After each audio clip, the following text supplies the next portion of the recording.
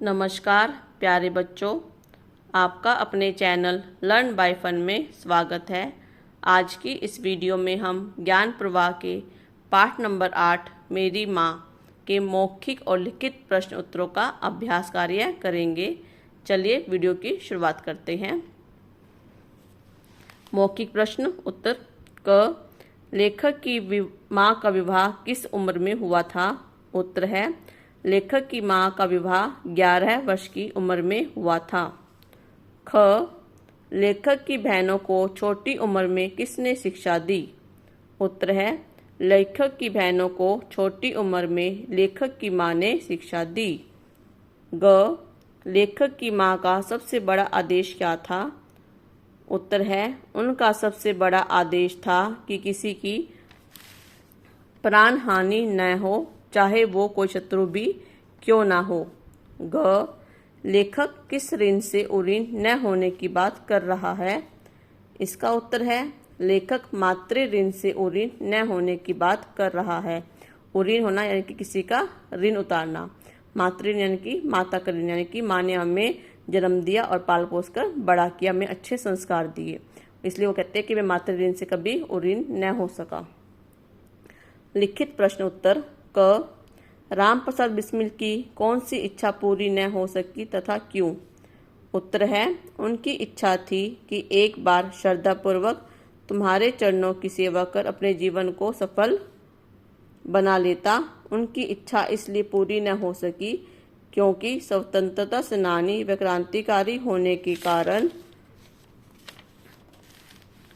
अंग्रेजी सरकार ने उन्हें फांसी की सजा दी थी। उनकी इच्छा क्या थी कि वो एक बार अपने जीवन में अपनी माँ की श्रद्धापूर्वक चरणों की सेवा करे, उनके लिए कुछ करे।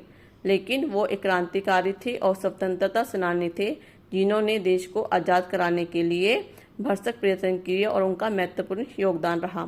लेकिन अंग्रेजी सरकार ने उन्हें क्या किया, गोरखपुर जेल में बंद कर दिया और उन्हें फांसी की सजा दी। ख। लेखक ने अपनी आत्मिक तथा सामाजिक उन्नति के लिए अपनी माँ को किस प्रकार सहायक सिद्ध किया है? उत्तर है लेखक की माँ ने न केवल जन्म दिया अपितु उनका निस्वार्थ भाव से तथा अच्छे संस्कारों के साथ पालन पोषण भी किया। माँ के असीम स्नेह के कारण लेखक ने अपनी आत्मिक तथा सामाजिक उन्नति के लिए अपनी माँ को सहायक सिद्ध किया है। लेखक कहना चाहते हैं कि उनकी माँ ने न केवल उन्हें जन्म दिया अपितु निस्वार्थ भाव से, यानी कि बिना किसी स्वार्थ के अपने बेटे का पालन पोषण किया, उन्हें अच्छे संस्कार दिए, उन्हें देश के प्रति बलिदान और त्याग की भावना की शिक्षा दी। इसी प्रेम के कारण वो अपनी उन्नति के लिए अपनी माँ को सहायक सिद्ध कहते हैं।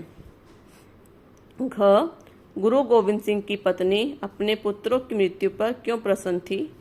इसका उत्तर है गुरु गोविंद सिंह की पत्नी को जब यह पता चला कि गुरु के नाम पर धर्म की रक्षा के लिए उनके पुत्रों ने अपने जीवन को बलिदान कर दिया है तो वह बहुत प्रसन्न हुई और मिठाइयाँ बांटी।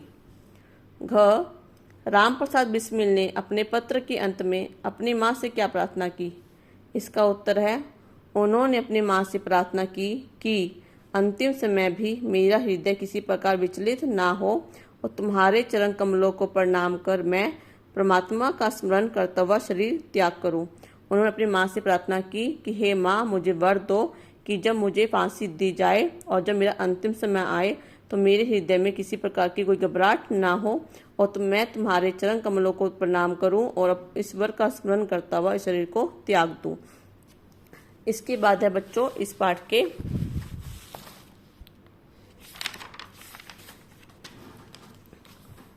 प्रश्न नंबर 3। निम्नलिखित वाक्य सही शब्दों की सहायता से पूर्ण कीजिए।